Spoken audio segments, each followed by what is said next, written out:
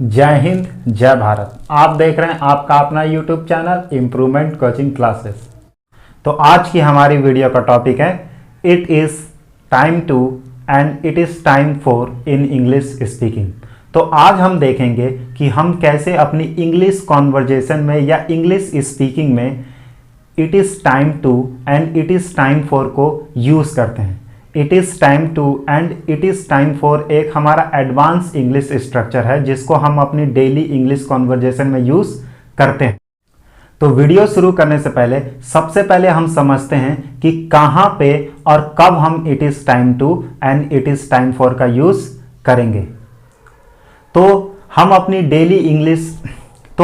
Daily life में जब भी हम बोलते हैं कि कोई काम करने का समय हो गया है, जैसे पढ़ने का समय हो गया है, खाने का समय हो गया है, तुम्हारे बाजार जाने का समय हो गया है, सोने का समय हो गया है, जब भी हम ऐसी सिचुएशन या ऐसी बात कहते हैं कि कोई काम करने का समय हो गया है, तब हम वहां पे इट इज़ टाइम टू का यूज़ करते हैं। तो चलिए बगैर किसी देर के अब हम समझते हैं कि कैसे हम इसको अपनी डेली इंग्लिश कॉन्वर्जेशन में यूज़ कर सकते हैं। तो चलिए अब सीधे हम अपने बोर्ड पे चलते हैं।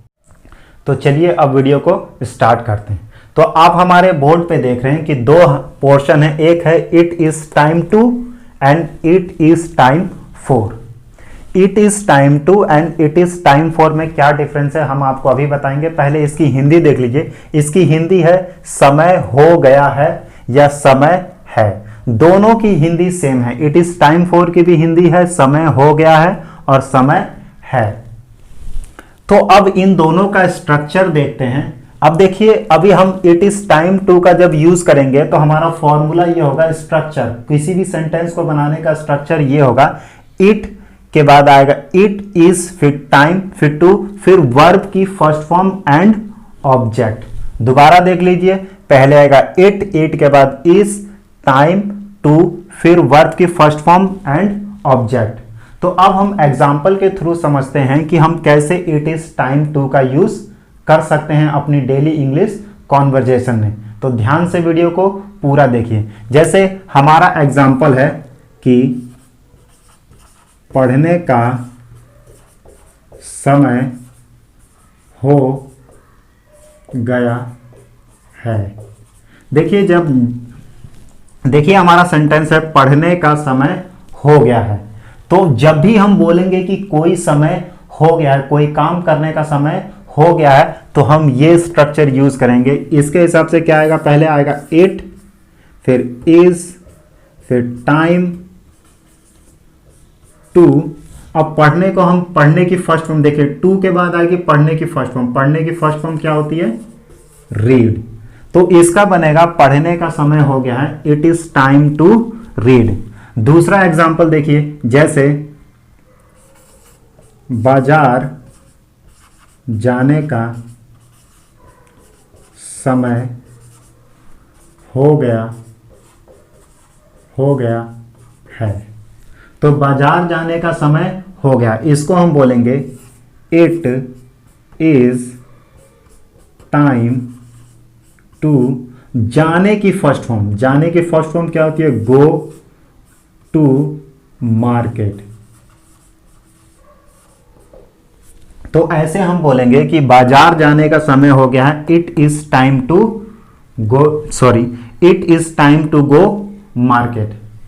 तो चलिए कुछ और एग्जाम्पल के थ्रू समझते हैं कि हम कैसे इट इज टाइम टू को यूज करते हैं।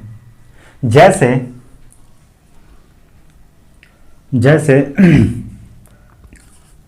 स्कूल जाने का समय हो गया है। तो स्कूल जाने का समय हो गया, तो हम यही स्ट्रक्चर करेंगे। हमारा सेंटेंस की शुरुआत इट इज टाइम टू तक सेम रहेगी। तो हम लिखेंगे कैसे, it is time to go to school. चलिए अगला एग्जाम्पल देखते हैं। जैसे क्रिकेट खेलने का समय हो गया है, क्रिकेट खेलने का समय हो गया है। इसको हम कैसे बनाएंगे? It is time to play. देखिए स्ट्रक्चर है, इट इज टाइम, टू के बाद किसकी फर्स्ट फॉर्म? खेलने की फर्स्ट फॉर्म क्या होती है? प्ले।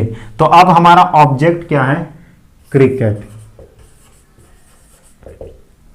तो हम इसको बोलेंगे it is time to play cricket. जैसे काम करने का समय हो गया है। तो हम इसको कैसे बोलेंगे? काम करने का समय हो गया, इसकी इंग्लिश होगी it is time to work.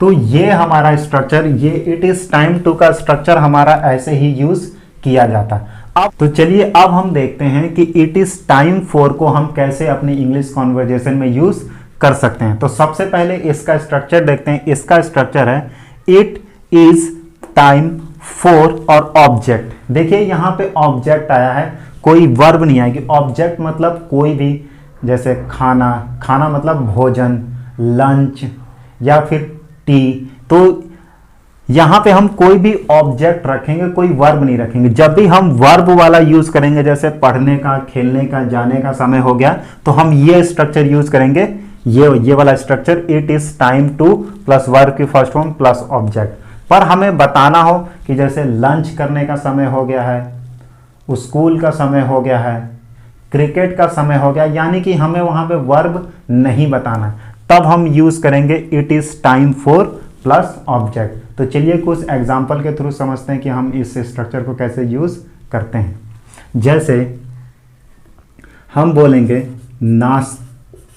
नाश्ते का समय हो गया है। नाश्ते का समय हो गया है। तो हम ये देखो, नाश्ता एक ऑब्जेक्ट है, तो यहां कोई वर्ब नहीं है, तो हम क्या लिखेंगे? इट इज टाइम, फोर तक सेम रहेगा, इट इज टाइम फॉर। और नाश्ता एक ऑब्जेक्ट है, मतलब एक ऑब्जेक्ट की तरह यूज किया जाता है, तो नाश्ते को क्या बोलेंगे? It is time for breakfast. दूसरा एग्जांपल, जैसे चाय का समय हो गया है।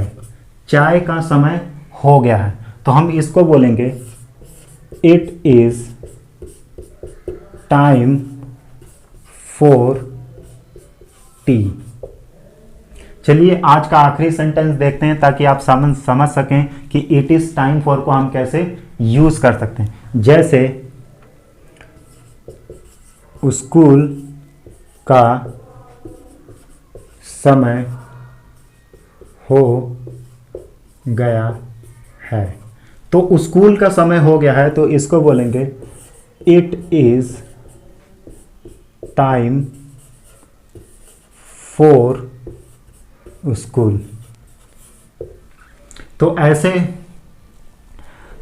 ही हम it is time to and it is time for का यूज करते हैं। तो ऐसे ही हम it is time to and it is time for का यूज करते हैं। It is time to and it is time for हमारी डेली इंग्लिश कॉन्वर्जेशन में बहुत ज़्यादा यूज किया जाता है। तो आप इस स्ट्रक्चर को अच्छी तरीके से याद कर लें और अपनी इंग्लिश में यूज करें। तो आई होप ये वीडियो आपको अच्छी लगी होगी। अगर हमारी वीडियो आपको अच्छी लगती है तो हमारी वीडियो को लाइक करें, चैनल को सब्सक्राइब करके बेल आइकन दबा के नोटिफिकेशन ऑल कर दें, ताकि हमारी वीडियो की नोटिफिकेशन आपको मिलती रहे जब भी हम वीडियो अपलोड करते हैं। तब तक के लिए जय हिंद, जय भारत।